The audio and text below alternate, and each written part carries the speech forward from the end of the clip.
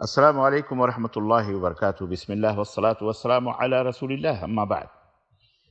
دوستو اور بھائیوں، ایک سوال یوں ہے کہ اگر دوران نماز اگر نمازی کا وضو ٹوٹ جائے تو کیا کرنا چاہیے؟ کیا وہ نماز مکمل کر لے اسی حالت میں؟ اسی طرح امام کا ٹوٹ جائے تو وہ کیا کرے، یا وضو کر کے نئے سرے سے نماز پڑھے؟ کیا حکم ہے اس کا؟ تو اس کا جواب یہ ہے کہ نماز کے لیے وضو کا ہونا یہ بنیادی طور پر شرط ہے۔ جب وضو ٹوٹ جائے تو نمازی کو نماز چھوڑ کر چلے جانا چاہیے اور نئے سرے سے وضو کر کے نماز ادا کرنی چاہیے۔ بے وضو ہونے والا اسی طرح امام، اگر اس کا وضو ٹوٹ گیا نماز کے دوران تو وہ پیچھے سے کسی کو آگے کھڑا کر کے چلا جائے اور نئے سرے سے وضو کر کے نماز ادا کرے۔ اور یہ بھی یاد رہے کہ نماز ابتدا سے شروع کرے، نہ کہ جہاں سے چھوڑی تھی وہاں سے۔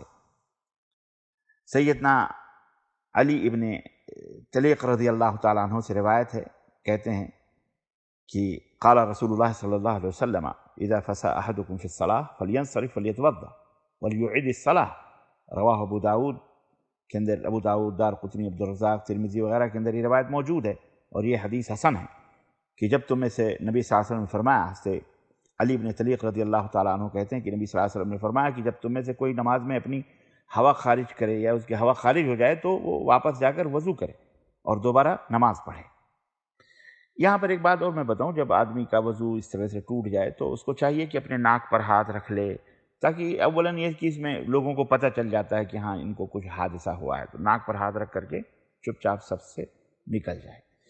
اور یہاں پر ایک بات اور میں آپ کو بتاؤں، احناف کے ہاں مسئلہ یہ ہے کہ اگر نمازی کا وضو ٹوٹ جائے تو وہ جا کے وضو کرے اور آ کر کے اگر اس نے نماز کے منافی کوئی حرکت نہیں کی ہے، مثلا بات چیت کسی سے نہیں کی ہے، بس وضو ٹوٹا اور چپ چاپ گیا حمام میں، وضو بنا کے چپ چاپ آ گیا، کسی سے بات وغیرہ نہیں کی ہے، تو جہاں سے نماز چھوڑی تھی وہیں سے وہ ابتدا کرے، وہیں سے کرے۔ یعنی اگر 2 رکعت پڑھ چکا ہے اور گیا ہے، وضو ٹوٹ گیا تو جائے اور وضو بنا کے آئے تو وہ 2 رکعت برقرار رہے گی اس کی، جہاں سے چھوٹی ہے پھر وہیں سے وہ پڑھے گا۔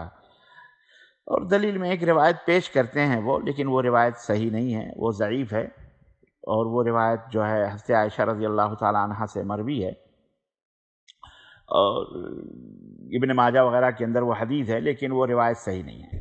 امام احمد بن حنبل وغیرہ نے اور ابن حجر وغیرہ لوگوں یہ سب ضعیف قرار دیا ہے، اس لیے ضعیف روایت سے دلیل پکڑنا یہ درست نہیں ہے۔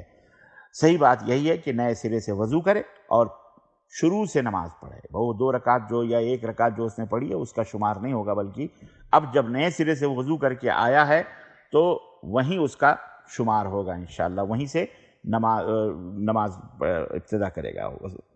واللہ اعلم بالصواب، صلی اللہ علیہ نبینا محمد وعلی آلہ وصحبہ اجمعین، والسلام علیکم ورحمۃ اللہ وبرکاتہ۔